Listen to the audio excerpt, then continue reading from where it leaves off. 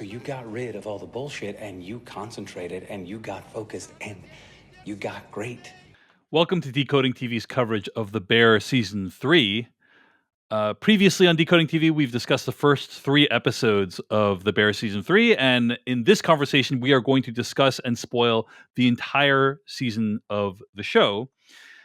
During our last conversation about this, Patrick Klepek and I spoke about how we were concerned that the show felt like it wasn't necessarily willing to push itself in new and interesting directions, and it was content with just repeating old dynamics over and over again.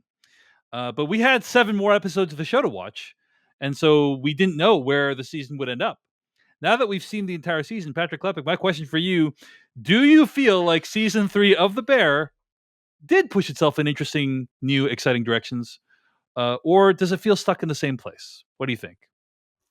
It feels stuck in the same place. This is a show that calling it season 3, I feel like is incorrect based on the very final moments of the season, which say to be continued. This feels like The Bear season 3 part 1, and that we are getting another batch of episodes to continue the narrative arcs here.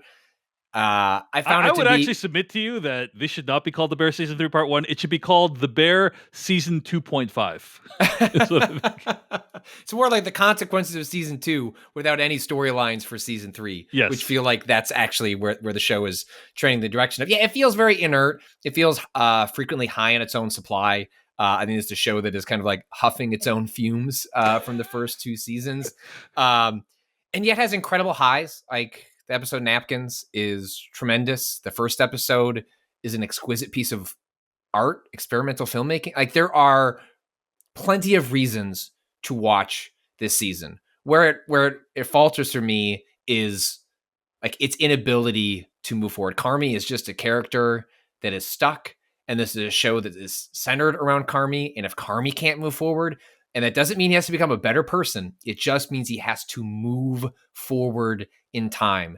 And this show cannot move forward till Carmy moves forward, and it's an entire season about how he won't move forward without giving me any meaningful insight into why or how or when. And it leaves everyone else stuck in neutral. And it's just a season stuck in neutral. And by the end, we can get into like where it ends up with sort of like the funeral scene, quote, funeral scene towards the end of the show. Like really just getting like the way it views itself, cooking, what cooking does for people, I found to be like extremely weird and problematic, and like wow, okay, in a way that I found myself getting angry about towards the end. So I still enjoyed the season. Like I enjoy these character dynamics, but please God, like move the story forward in the next season, because this really feels like one giant season, and this is what happens when you add an enormous amount of padding to a show like The Bear. I completely agree with everything you said, except for the part about this season being worth watching. I mean, I think there are, in my opinion, 3 episodes of this season that are great TV. I like the first episode, very controversial, but like I like the first one and the way it creates this kind of, it's a tone poem. It's like a Terrence Malick.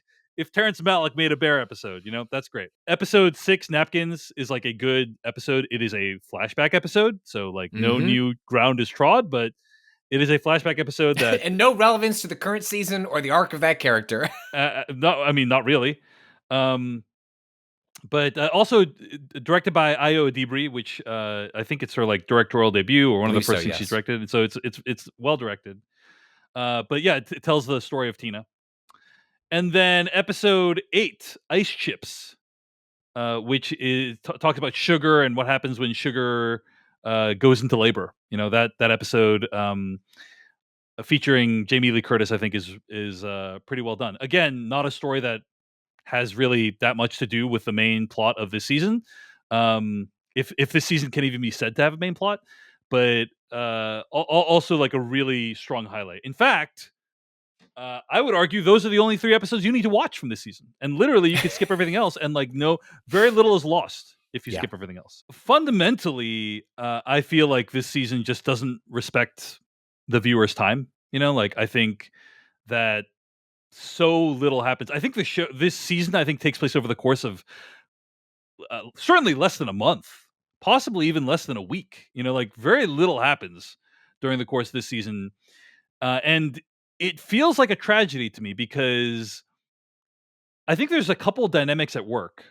This season of The Bear feels like the result of a creator or creators who became enamored of the success that they have received and became paralyzed by that success, and therefore didn't want to do anything that would push the narrative forward too far. Because it's like, oh, if we mess with this, it's gonna be bad. Like, who knows? Like, what we've been doing has worked, so like, let's not change anything.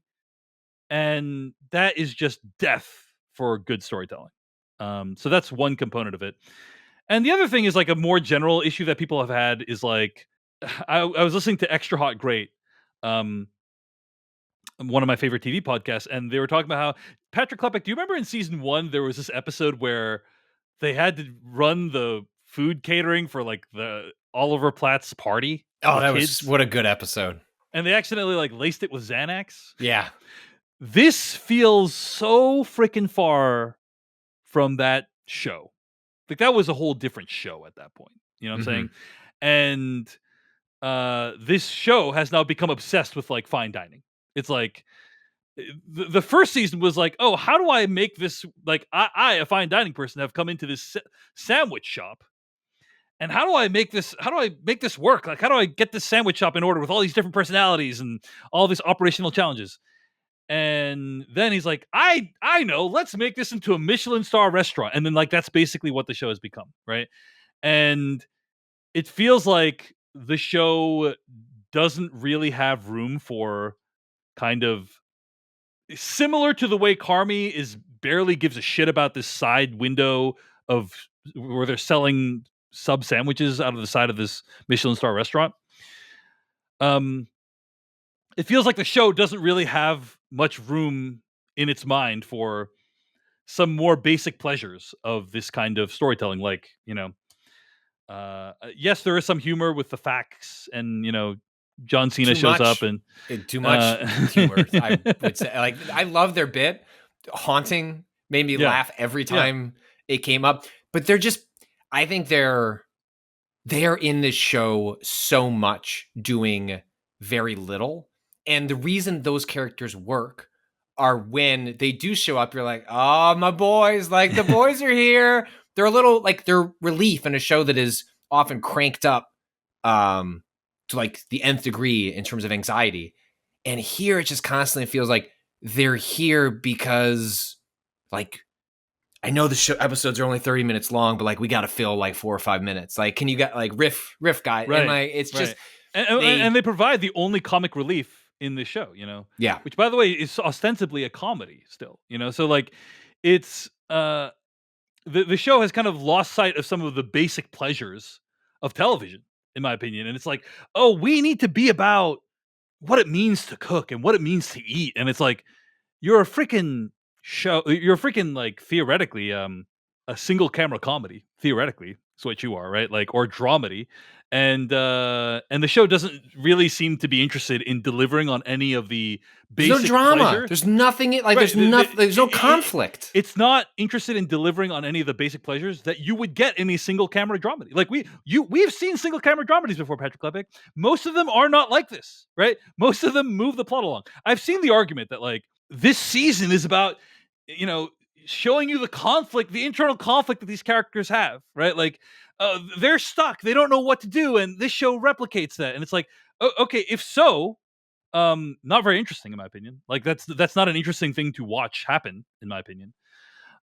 So yeah, I thought this was not only really disappointing, but like borderline disrespectful in my opinion. And the way it ends with the to be continued, it's almost like the show acknowledging spitting in my face. We got so little done. I'm so sorry, guys. We got so little done this season. My bad. I promise you there's going to be an actual story that happens whenever the Bear season 4 happens. Which, by the way, will probably not be until mid 2024 at earliest, is my understanding. So, or 2025, I should say. Okay. those are some overall thoughts. People take the show very personally, Patrick Klepek. Like I posted on Threads like my negative thoughts about the show, and I got some really personal attacks. Like in a way that I don't like when I'm posting about like Marvel and whatever. Like it's rare that people will like come after me personally, but like some people really like. I think this show really means a lot to people, and so hey, I want to say if you really got a lot out of this season, that's awesome. Like there's no ill will from Patrick and I. Like it's just not an experience that we had watching this, right? One thing I'll say, I think part of it's driving that, and I've really disliked this part of the backlash, which I call it a backlash more than criticism, like of this season, has been the amount of like legitimate critics who have indulged in like you guys finally get it. This show sucked. It sucked all along. Right. Welcome. No, I don't. There I has been so much of that, right. and I have found it infuriating. Like I hate this. This is not, the Bears not the first time this has happened, but the idea that like a popular show has a misstep of a season, and then there's an opportunity for critics, like cultural commentators, to then be like, "Welcome to the party." Turns out you were just stupid all along. The Bears always been a bad show, and like that's not.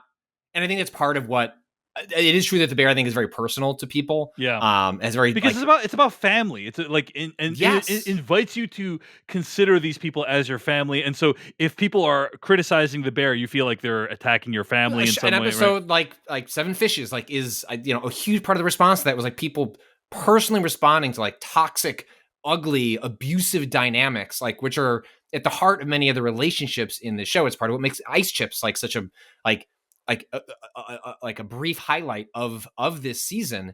And the show's at its best when it's exploring those dynamics in the context of like a high anxiety. And so I think part of the response you're getting there is, yes, it's very personal to people, but also the way some folks have been overjoyed that this show like had a season that has like is pretty lackluster, didn't work all that well, and have really kind of like there's a smugness to the way that some folks have like enjoyed the fact that the Bear is not like universally celebrated the way it has before. And I do think that's contributed to some of the personal way people have responded to the criticism, because I've seen it all over my timeline is that sentiment of like, yeah, like you sheepish idiots like got suckered in by like some fancy cinematography. And that is just not, that does not represent Patrick in my opinion. Like I think we both I'm not putting you in that boat. Yeah. I'm just I think it helps explain I get it. some of the reaction. I love seasons 1 and 2. Like I think those are brilliant episodes of television, and they had their ups and downs, but like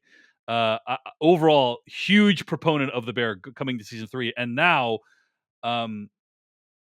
like I seriously wonder if I wasn't doing this podcast with you, like this season would have been enough to like get me off of the show. Like this season would have been off. I'm from Chicago. This show could be absolute dog shit, and I would keep watching. Like it's a show that very few shows are set. I'm not from Chicago, but it's the city closest to me. It's near and dear to my heart. And there are things that gets wrong about Chicago. I don't really totally buy the fact that Tina wouldn't know what an Italian beef is. It's possible.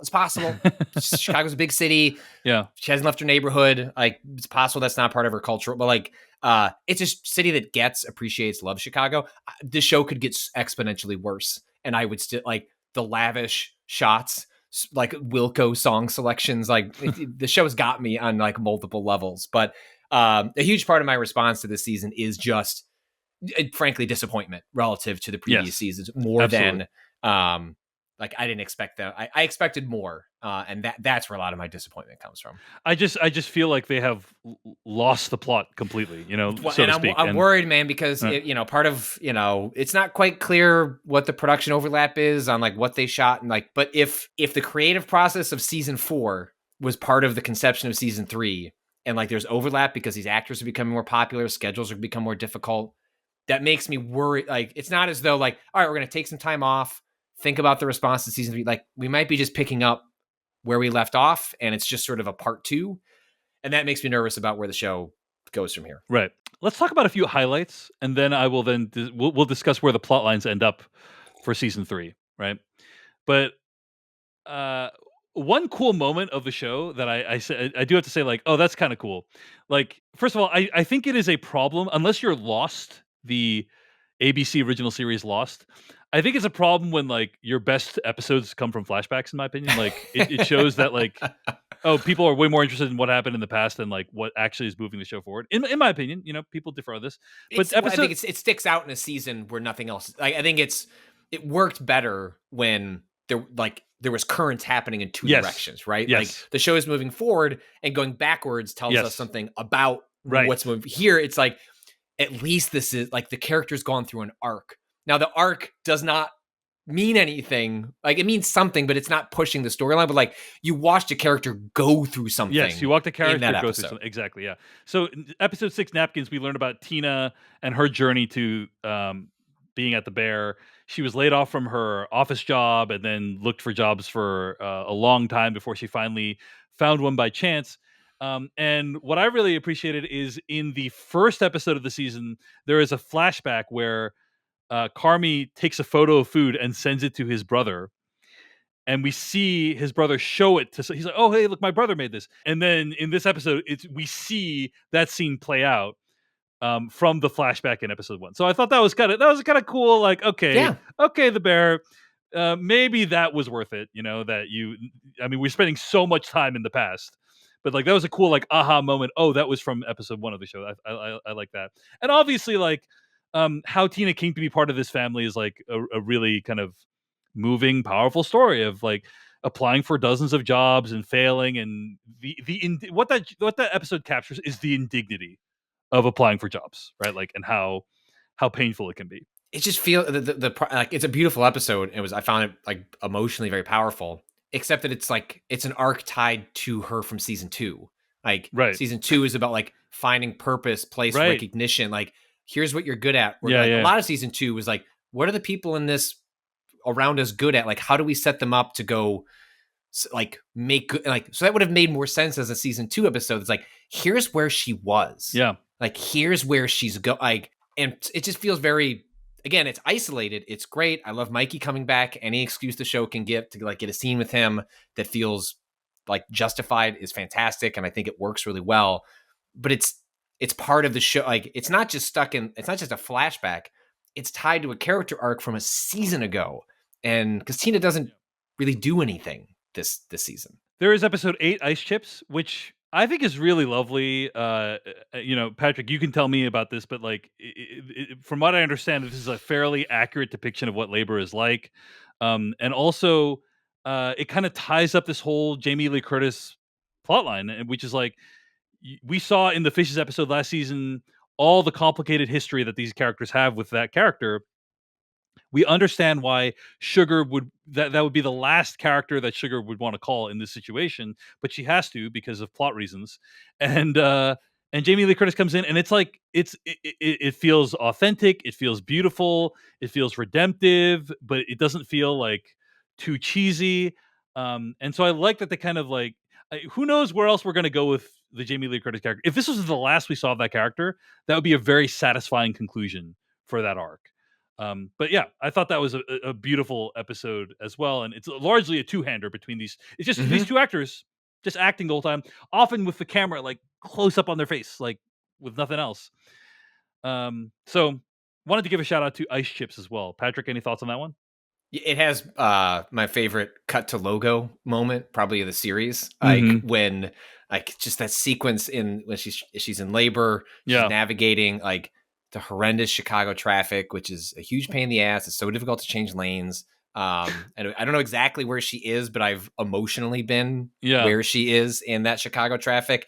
And when like she's just running through those phone numbers, and then finally she's like call mom, and then it cuts to the Bear. I was like, that's someone on the script page was like, oh, this is gonna be sick when we film this. Like, it was one of those moments, and I thought it was great. And I mean, like every labor is different, but I thought what was really touching about that is that, maybe not everyone has this sort of relationship with a mother, but it is very powerful with parents where like, as complicated as your relationships get with your parents, like you spend most of your life trying to find some way to grasp onto it, to make it work. That's a very natural reaction, even if your parents are toxic and abusive to you, like they're your parents. And it's like a very natural reaction to like, try and find something with them, even if they don't deserve it, even if they haven't earned it. And I thought that episode did a really beautiful job of encapsulating like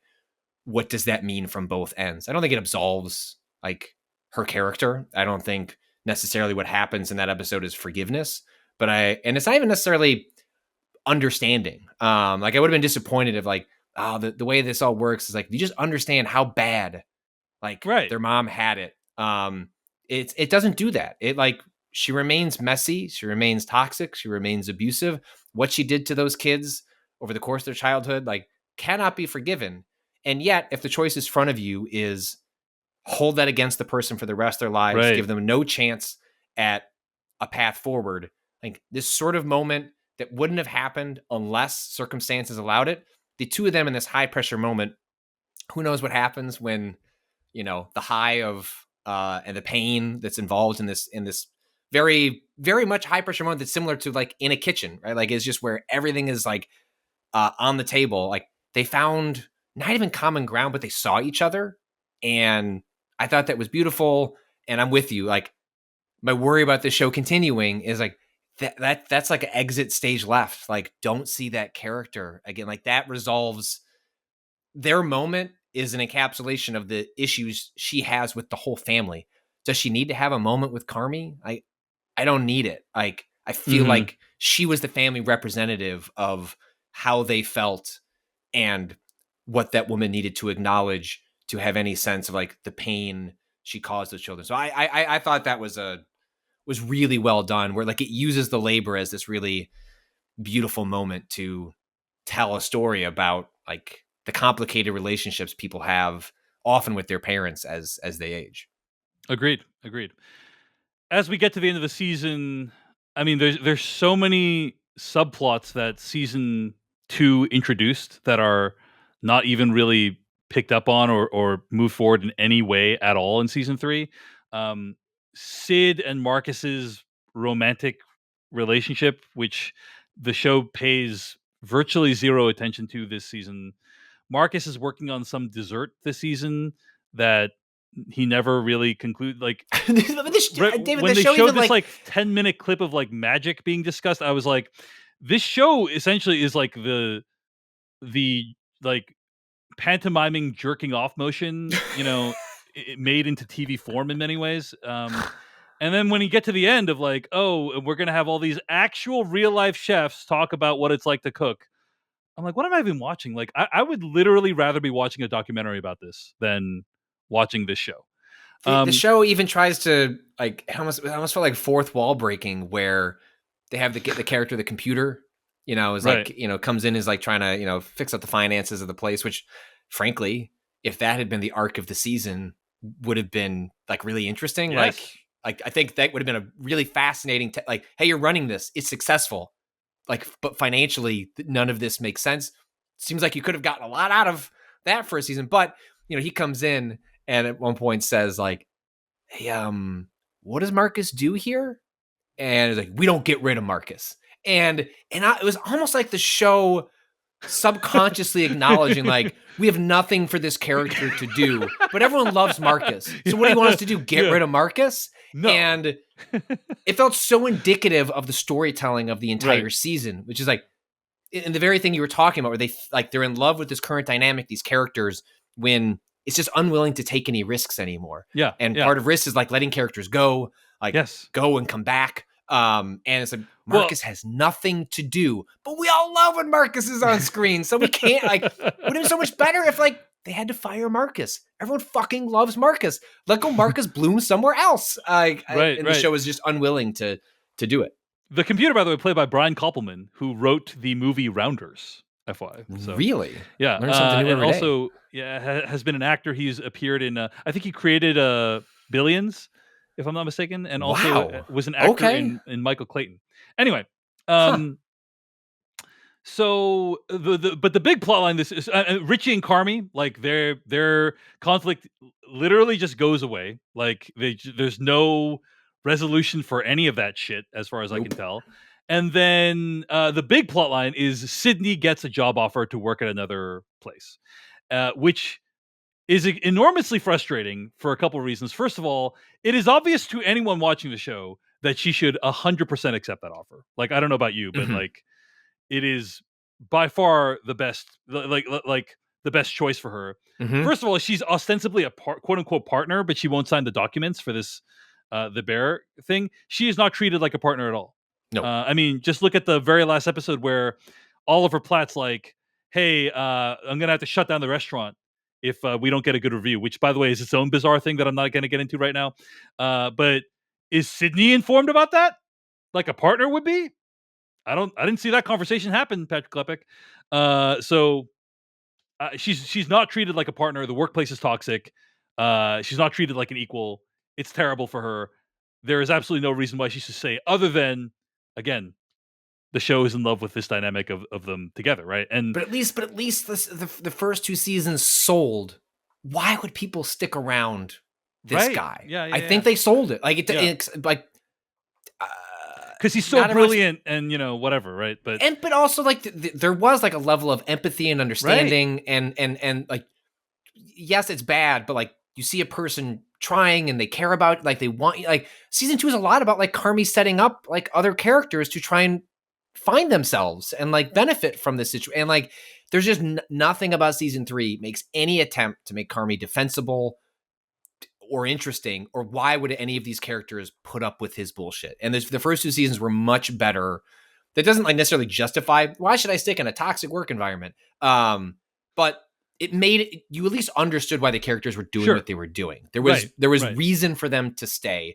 They were making conscious choices that had consequences, had ramifications, but made, you could see why they were making that choice. And there's just no reason for that in this season. The only thing worse than a character making a decision clearly against their own interest, that we all as the audience know that's clearly against their interest, the only thing worse than that is a character not making that decision. Which is what happens at the end of this season, right? Like, she doesn't decide at all. No. And we also get this ending, which, by the way, is also like just bizarre, of we see a bunch of flashes of this review, and Carmy, we barely even understand what it is. Are they real? Are they projections? Are they real? His expectations? I have no idea. There's also a scene where Carmy confronts the Joel McHale character who like verbally abused him. I thought that was actually like one of the few genuine moments of change. Well, here's the thing. It was a good scene, but we never see Carmy's reaction to what happened. No. Like we don't know was it a moment of change? Like what was Carmy's reaction to that scene? We don't know. Like, was he like, oh yeah, I guess Joel McHale's right? Or was he like, no, I'm going to reject Joel McHale's path? Like nothing. Yep. Yeah, I mean, there's so little that is resolved in this season, and the places where the show chose to spend time are baffling to me. So, that's why I just found the season enormously frustrating. It was like, okay, I'm willing to go along with some of these like very questionable story choices. For instance, like Sid, also like Claire. Like Claire as a character was paper thin in the second season of the show. Like didn't love Claire as a character at all.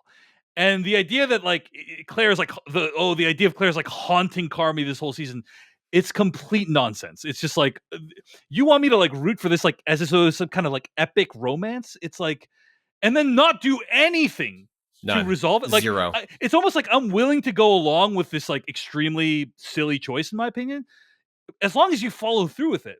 And then to end the season on "to be continued" feels like such a acknowledgement that you got nothing done this season. Like you got so little done this season. It feels like an apology. It's like almost an apology. It's like, I'm sorry. Oh, I'm sorry. Like, I know nothing was resolved. I couldn't decide how to make this souffle. I'm sorry. Like, so we're just gonna have to wait another year until this. It's like just like this show has lost my trust. I don't blame you on that front. And I mean, even the thing that really irritated me about the final episode, despite having highlights like that confrontation, what was it really bothered the real chef stuff bothered you, right? Tell me about that. Yeah, like what we do is like really noble. We help people. We're there for people. Like, mean, look, you make fancy food. Like at one point, the show had a better balance, and it used it used like caring about food, making good food, like putting love and care into what you're making,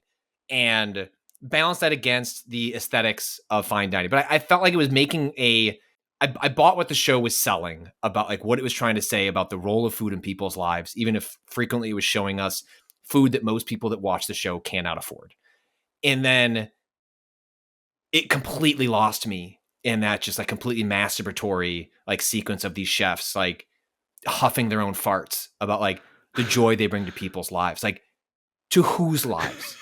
To people who are rich that can like spend hundreds of dollars on a plate. Like those people that are coming in to eat your food, their basic needs are met.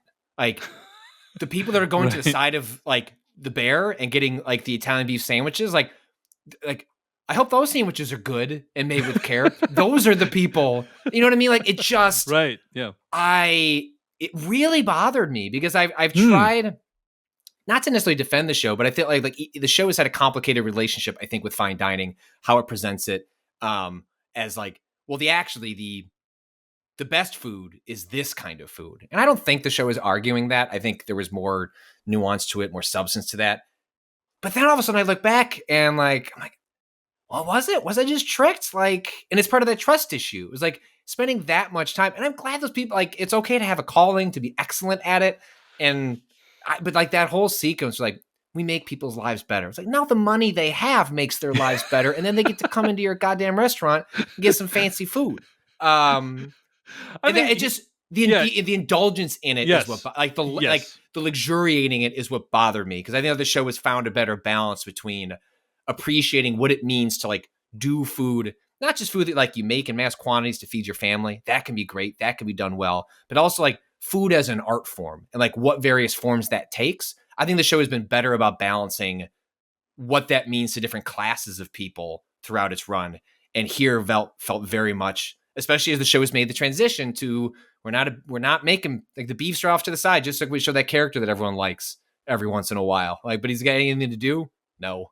And it's more about this obsession over perfection but without any criticism. And I think there's just less teeth to the show than there's been in the past. And I found that really frustrating. The only thing I'll disagree with you there is I think the show has always been pretty thoughtless about, fine dining versus non-fine dining. I don't disagree there. I guess I found myself. You're like, it's been better in the past. I'm like, no, it hasn't. In my opinion, no, it hasn't. Like, because that whole final scene of all the fine, like, literally the guy at the bodega down the streets that make the sandwiches. You know, like that's like somebody like you could be interviewing those people. It's not. Yeah. And it's like, why is that? Why is that? Why doesn't the show interview those people? Because the show doesn't give a shit about those people. Because like the show is enamored of like, oh, and hey, I David Chen love fine dining. Yes. I'm just saying like, I don't watch The Bear to be told why fine dining is so cool and excellent. Like, right. It is true that my only defense, Patrick, is that what I think this show gets at is that people have an emotional connection with food. Yes. And I guess that's what I meant by the better. Right. Like, it's less of a balance over like what it's saying about the role of food in relationship to like labor and class, as much as through the lens of fine dining, it showed why is food important, right, in people's lives. Correct. And this season it's become really focused on fine dining. Yeah. But it's like all food is, my parents owned a takeout Chinese restaurant.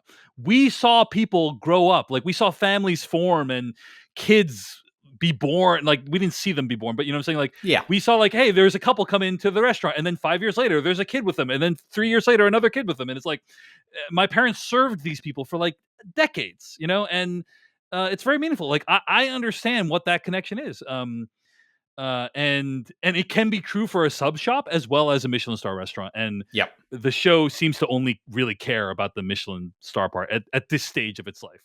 Maybe you could say, well, it already did the sub shop part. It's like, did it though? I don't think so. But even if you buy that, part of what I didn't ever buy as the base premise of the season is, why does he want the star? Right, like that's like the goal of the season. It never established, and it's okay if it comes across as irrational at the start. That's fine. Then over the course of the season, show me why this is important. Like why like or show it becoming less important to him for other reasons, like show him realizing it's not important, right? Like, right. Or season 2 was presented as like, this is going to be a gift I give to Sid. Like, we are going to get a star because I can get you there. Like I can be the person who pushes you to the next level as we do this together. And like, that's a fine premise for a season 3.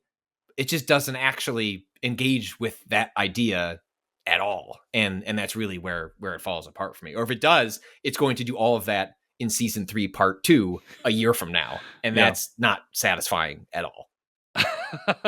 I think we've given the show the thrashing that it deserves.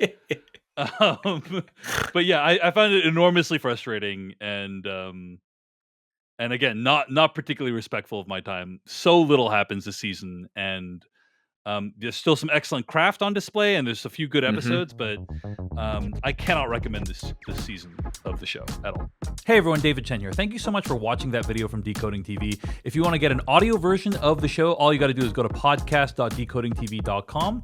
And if you want to support what we do, get ad-free episodes of the podcast and also bonus episodes of the podcast, go to decodingtv.com and become a paid member. Of course, you can also like and subscribe for more. We appreciate it. Thanks. See you later.